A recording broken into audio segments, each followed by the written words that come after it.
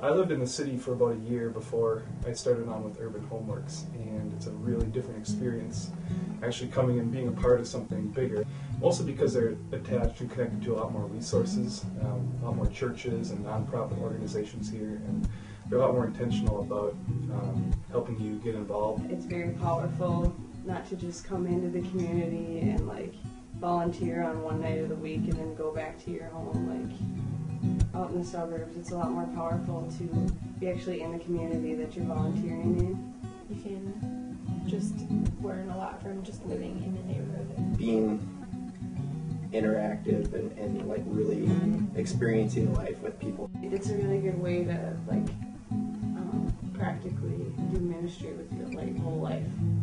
It's not like Urban Homeworks does something that's like really profound. They just make it a tangible way to incorporate being aware of certain issues in your life and show you how to do that for a longer period of time than only being an urban neighbor.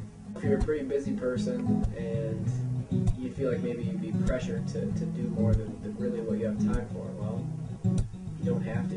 It is what you make of it. There is some structure, but not too much structure. We meet once a week as a house. I volunteer once a week, have meetings, Urban Homeworks meetings. Each of these commitments reminds me why I'm living here. It's not something that overwhelms me at all. The experiencing it here is what it's supposed to be like in real life. I think you're supposed to be involved in your community. Involving yourself in the kinds of issues that are happening around you is really important and a life skill that should be happening not only at this time in our lives. It's not about me coming in and changing the world, though we would like that to happen. It's about you coming in here and being changed by the people that are around you. I think living life with your neighbors, both like in our houses and the people in our block and the areas that we're involved with service and volunteering, really just living life with them and starting conversations and building relationships is where there's